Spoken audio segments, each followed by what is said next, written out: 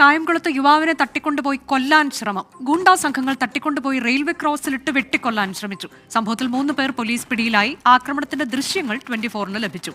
മനീഷ് മഹിപാൽ വിവരങ്ങളുമായി. മനീഷ്, സംസ്ഥാനത്ത് പലയിടത്തു നിന്നും ഗുണ്ടാ ആക്രമണത്തിന്റെ വിവരങ്ങൾ വരുമ്പോൾ ആലപ്പുഴയിൽ സംഭവിച്ചത് എന്താണ്? അതിന്റെ വിവരങ്ങൾ എങ്ങനെയാണ്?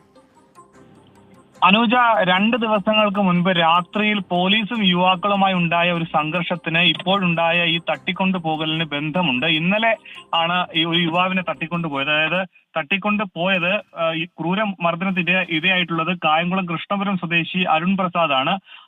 കായംകുളത്ത് നിന്നും ഓച്ചിറയിലേക്ക് പോകുന്ന റെയിൽവേ പാത, ഈ പാതയിൽ ഒരു റെയിൽവേ ക്രോസിന്റെ അവിടെയാണ് അരുൺ പ്രസാദിനെ ഈ പ്രതികൾ 3 തട്ടിക്കൊണ്ടുപോയത്. ഇന്നലെ വൈകിട്ടോടുകൂടിയാണ് ഈ യുവാവിനെ അവിടെ എത്തിച്ചത്.